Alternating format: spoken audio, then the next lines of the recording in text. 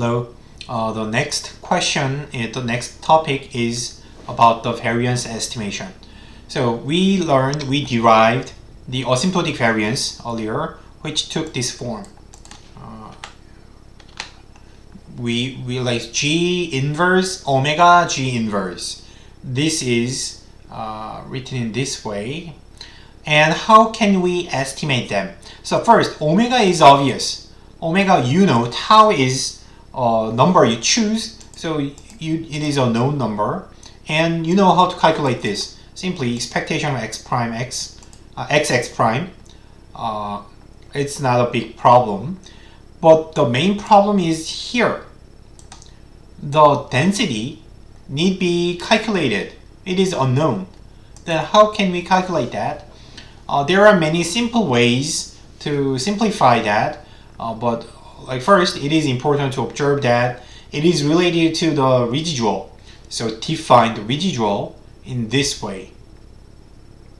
Residual is like this, and the density of y at this point is, so then that means so when x is fixed, the distribution of y is coming only from the randomness of epsilon, right?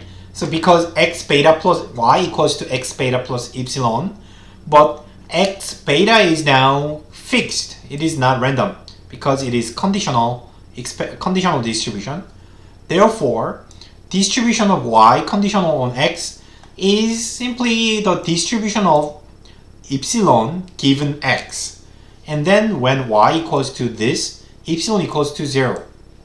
So estimation of this density equals the estimation of the density of residuals at 0. You may use some non-parametric method to estimate this. Non-parametric method will be, I think you learned this in Econometrics 3 by Zhong and Liang. Professor Zhong and Liang will teach you how to estimate the density, so I'm not going to describe that. So suppose there must be nice ways, good way of estimating this. That is not a big problem. Then the problem here is still it is not easy. After calculating the density, you have to multiply xx prime and take expectation over that. It is not simple. So to simplify that, you may use this assumption. This is an assumption which is actually very restrictive. But if you assume this, you may simplify G this way. So the density may be estimated separately, and this part will be cancelled out by this. So in the end, you get this form. This is the asymptotic variance under this assumption. This is a kind of homoscedasticity assumption. It means that the density of epsilon does not depend on x. It is like homoscedasticity is that variance of epsilon does not depend on x. Now the variance is replaced by density. So because this is what we have in the second order derivative. In the second order condition, quantile regression have a density, but in the OLS we have epsilon squared. So that's the main difference. Anyhow, we have this form, but these days, if you have sufficiently large data set, this is not recommended. This assumption is very restrictive. It is interesting to see this. Like this is this form is quite similar to the OLS variance estimator. OLS has sigma squared here. It's similar but different. Sigma squared is replaced by something else. So I explained that here. This is the same component as in the mean regression. And tau times 1 minus tau is the variance of this binary variable. This is very interesting. I did not explain this earlier. So this is binary. It is 0 or 1. And in that case, remember the variance of a binary variable equals to p times O minus p. Probability of success times probability of failure. So that is that. This is why it appears in the variance. The variance need this part. And the density is the slope of the distribution function, the derivative of this function. So remember, and also remember, the quantile function is the inverse of the distribution function. So therefore, 1 over the density is the slope of Q quantile. So it is the slope, as the slope increases, then it is hard to estimate the quantile. So is it right? I'm confused. So if the, say, like, let me put it this way: if the distribution function is flat, then density will be 0, close to 0. So, and if it is flat, it is hard to see where is the true quantile.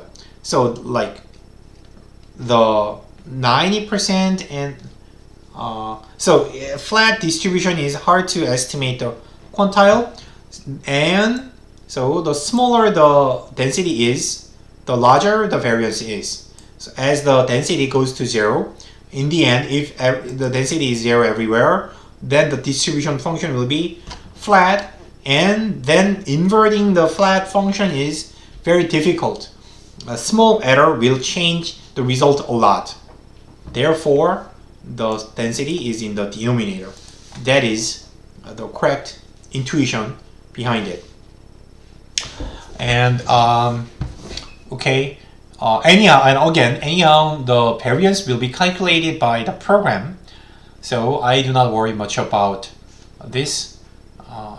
You don't need to worry about how to apply the non-parametric method, so it won't be a big problem. And this lecture is supposed to be uploaded on Thursday, May 6th, and there is one more lecture on May 11th. So we have the last issue, endogeneity in quantile regression, is the last 2 pages. I will do this on the last day, and there is nothing I can do. So I will keep the last class short, and in case if you have questions, I will be answering them, yeah. And I understand that you must be busy with micro and macro. You need to prepare for the exams, so I'm not going to do anything more than this. Last year, I used to teach another chapter called treatment effect or causal inference part. This year, I had no time. In case if you are interested, you may be able to find their videos from last year if you are interested.